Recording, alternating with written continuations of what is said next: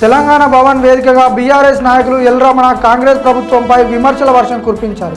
గత 10 ఏళ్లలో కేసీఆర్ హయాంలో వెలిగిన చేనేత రంగం ఇప్పుడు కాంగ్రెస్ అధికారంలోకి వచ్చాక కుదేలైందని ఆయన మండిపడ్డారు. నేతన్నల సమస్యలను ప్రభుత్వం గాలికొదిలేసిందని తక్షణమే వారిని ఆదుకోవాలని డిమాండ్ చేశారు. మేము కూడా మాట్లాడుతున్న విధంగా చెప్పడం జరిగింది. BRS party working president, municipal IT పరిశ్రమల శాఖ నిర్వహించినటువంటి మంత్రిగా అనుభవం ఉన్న మా వర్కింగ్ ప్రెసిడెంట్ కేటీ రామారావు గారి మీద అనరాని మాటలు, బజార్లో ఒక వీధి రౌడీలు ఒక గుండాలు ఏ విధంగా మాట్లాడుకుంటారో ఆ స్థాయి భాష అన్నట్టుగా సమాజం చూసింది.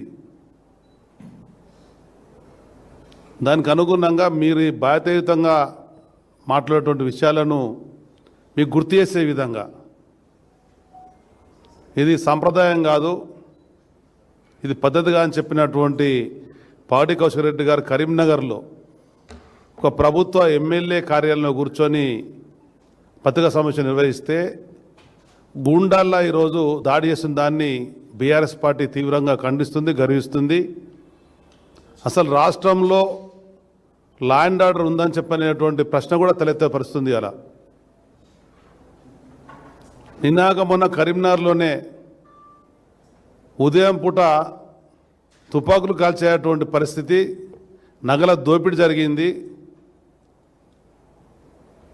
హైదరాబాద్ నగరంలో కమిషనర్ స్థాయి ఐపీఎస్ అధికారి అర్ధరాత్రి పోయి ఉంటే ఏ విధంగా పరిశీలన చెప్పని పరిశీలనకి వెళ్తే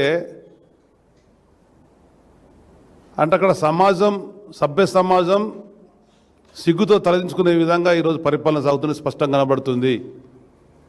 అటు కేంద్ర ప్రభుత్వమే రాష్ట్ర ప్రభుత్వమైనా పరిపాలించేటువంటి వ్యక్తులు ఒక బాధ్యతాయుతంగా లేకపోవడం వల్ల, ఇష్టాన్ రీతిలా పరిపాలన చేయడం వల్ల, ఇష్టానుసారంగా మాట్లాడడం వల్ల అది సమాజానికి ఒక చెడు సంప్రదాయానికి శ్రీకారం చుట్టయింది.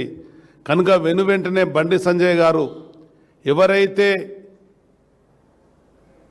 పాడి కౌశిక్ రెడ్డి గారి మీద దాడికి పాల్పడి ప్రభుత్వ ఆస్తులు ధ్వంసం చేసినారో మీరే స్వయంగా పోలీస్ అధికారులతో మాట్లాడి PDPP4 యాక్ట్ పెట్టించాలా, నాన్ బెయిలబుల్ సెక్షన్ పెట్టించాలా. నిజాయితీ కలిగినటువంటి నాయకులుగా మీరు ఉన్నట్టయితే, ఒక నిబద్ధత కలిగినటువంటి ప్రజాసేవ కోసం వచ్చినట్టయితే రాష్ట్ర ప్రభుత్వం, కేంద్ర మంత్రి గారు తక్షణమే పోలీస్ కేసు పెట్టి వాళ్ళందరూ అరెస్ట్ చేసి ఇంకోసేటువంటి సంఘటన జరగకుండా విమర్శలు చేసుకోవడం సహజం. మేము కూడా 30-40 ఏళ్ళుగా రాజకీయాలలో ఉన్నాం, అనేక పదవులలో ఉన్నాం. మనకున్న సమాచారానికి అనుగుణంగా సమాజానికి తెలియపరచడం కొరకు ప్రసార మాధ్యమాల ద్వారా, పత్రికల ద్వారా విషయం చెప్తాం, చెప్పకుండా ఉండలేం. రాజకీయాలలో ఉన్నటువంటి వాళ్ళం, వ్యక్తులమైనా పార్టీ అయినా చెప్పాల్సిన బాధ్యత ఉంటుంది. కానీ దానికి ఒక సాంప్రదాయం ఉంటుంది. మనం ఏ విధంగా ప్రవర్తిస్తే, ఏ విధంగా వివరిస్తే మన అనుచరులు కానీ, అనుమానులు కానీ, అభిమానులు కూడా అదేవిధంగా ముందుకెళ్తారు. కరీంనగర్ జిల్లాలో ఏనాడు కూడా ఎటువంటి సంస్కృతి లేదు. ఉమ్మడి కరీంనగర్ జిల్లాలో రాజకీయ నాయకుల మధ్య వైషమ్యాలు లేవు, గొడవలు లేవు. ప్రజాసేవకు అంకితమైనటువంటి బాగున్నటువంటి జిల్లాగా ఉన్నటువంటి దానికి ఇవాళ రాజకీయాలు ఉండేటువంటి వ్యక్తులు తలంచుకునే విధంగా మీ మాటల తీరుంది, మీ వాళ్ళ ప్రవర్తన ఉంది. కరీంనగర్ పోలీస్ యంత్రాంగాన్ని కూడా ఈరోజు విజ్ఞప్తి చేస్తున్నా, వెంటనే ఎవరైతే ఈ దాడిలో పాలు పంచుకున్నారో, ఆ దాడికి వ్యూహకర్తున్నాడో, ఆ దాడి పాల్పడ్డ అందరూ కూడా అరెస్ట్ చేయాలా, PDPP4 యాక్ట్ పెట్టాలా. ఒకవైపున ప్రజాప్రతినిధి మీద దాడి, అదేవిధంగా ఆస్తుల ధ్వంసం, ప్రధానంగా ప్రభుత్వ ఆస్తి ధ్వంసం.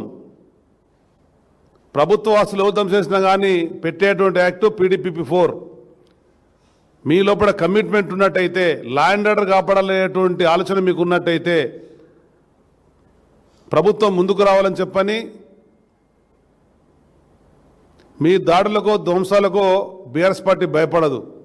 ఇది ఉద్యమాలకు ఉన్నటువంటి పార్టీ, ఉద్యమం ద్వారా తెలంగాణ సాధించిన పార్టీ. పోరాట ఉద్యమాలతో లాఠీల తూటాలకు ఎదురొచ్చినటువంటి పార్టీ కనుక మీ యొక్క ఇటువంటి చర్యల వల్ల మా కార్యకర్తలు కానీ మా నాయకులు కానీ వెనుక